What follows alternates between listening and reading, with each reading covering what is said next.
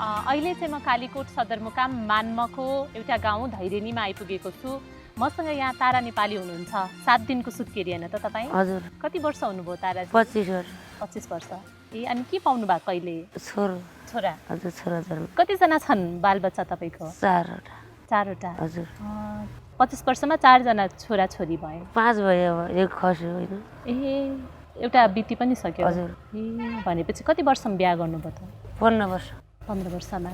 अनि 4-5 जना बच्चाहरू भइसकेपछि छोरी छोरा सबै भइसकेपछि बच्चाहरू नजन्माउने भनेर तपाईहरुले तयारी गर्नु भएन बच्चा नजन्माउनलाई? अबले गाउँ गरेले अब एउटा छोरा भर पर्नु हुँदैन देखि एउटा छोरो भएपछि मरेपछि के गर्ने अर्को छोरो जन्माउनु पर्छ छोरा हात्या भन्नुभयो कि गाउँ गरे महिलाले भन्नुभएर हुँदै कि ठिकै छ त अब बच्चा जन्माउनु पर्छ भनेर मैले श्रीमानले सुईलाई भन्नै हुनुहुन्छ अब मैले लुगोस्यामा कान्छो छोरो जन्माएँ। किन चाहिने रहेछ नि त दुईटा छोरा चाहिँ? एउटा मरेपछि अरे हुँदै कि आमा बुवाले को पाल्यो एउटा छोरो भएपछि पुरो मरेपछि अनि आमा बुवाले को पाल्यो भनेर त्यही दुईटा छोरा चाहियो भन्नु। बालबच्चाको पनि स्वास्थ्यको कुरा गर्दाखेरि के छ?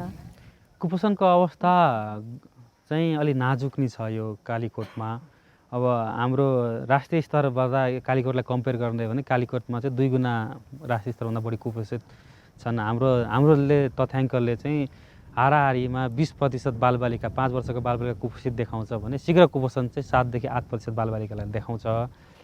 खाद्यान्नको अभाव त म भन्दिनँ, खाद्यान्न चाहिँ कसरी सन्तुलित खाद्यान्न खानुपर्छ भन्ने एउटा त्यो समस्या छ भने अर्को आर्थिक अवस्था पनि नाजुक छ र धेरै बालबालिका भएको कारणले चाहिँ कुपोषण चाहिँ अलिक बढ्ने नै पाइन्छ।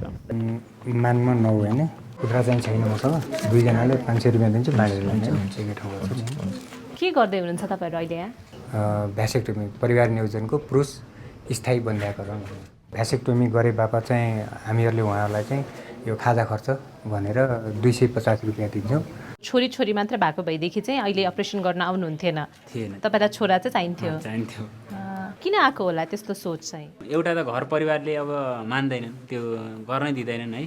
त्यही समाजको वल्ल पल्लो घरको हुन्छ नि छरछिमेकीले 2टा छोरी हुँदा बित्ति अथवा एउटा छोरी हुँदा बित्ति विवाह गरेमा के अरे अथवा भ्याकेस्टमी गरेमा अब यो मान्छे अब सकियो, यसको त उही दिमागै रहेनछ, यो पागल भयो कि क्या भन्ने किसिमको पनि एउटा। कसरी फेरिएला त?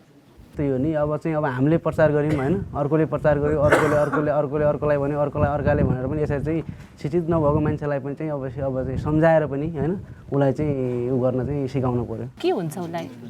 यस्तै ज्वरो आउने खोक्ने अनि उसको तौल पहिलेदेखि नै जन्मेदेखि नै कम हो कि? जन्मिँदाखेरि त राम्रै तौलमा जन्मेको हो बच्चा, पछि अब घरमा ल्याओस् त्यही होला नि त, स्याहार सम्हार पुगेन, दुध फेरि उनको दुध पुग्दैन अरे। पटक पटक अब रुगाखोकी लागिराख्ने, ज्वरो आइराख्ने, यो बिरामीले गर्दा पनि कुपोषण हुन्छ। अर्को चाहिँ हाम्रो यो जिल्लाहरूमा देखेको मुख्य कारण चाहिँ पौष्टिक आहार नपुगेर हो।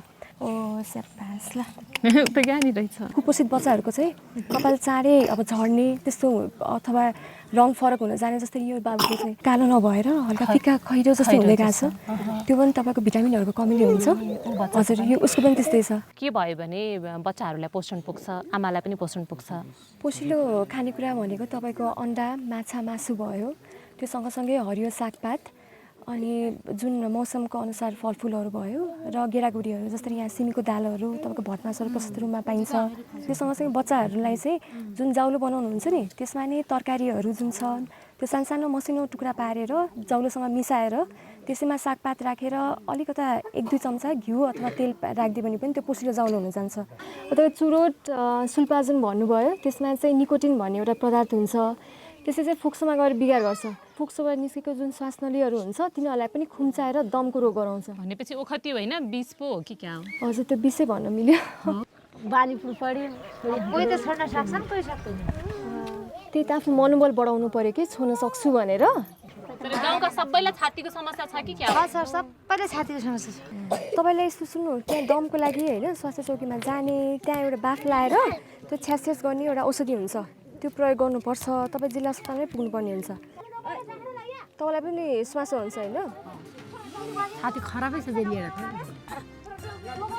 अनि खराब छ भन्नुहुँदो रहेछ, सुल्पा तान्नु हुँदो रहेछ, सुल्पा तान्न चाहिँ छ होइन, तर त्यो च्यापेसँग पनि दम्ने होइन, त्यस्तो भएको बेलामा अब स्वास्थ्य चौकीमा जानु पर्यो। है अब पाप हुन्छ कि औषधि हुन्छ कि त्यो हिसाबले खुवाउनु पऱ्यो त्यो धुम्रपान जेस बन्द गर्नु पऱ्यो सबभन्दा ठुलो कुरो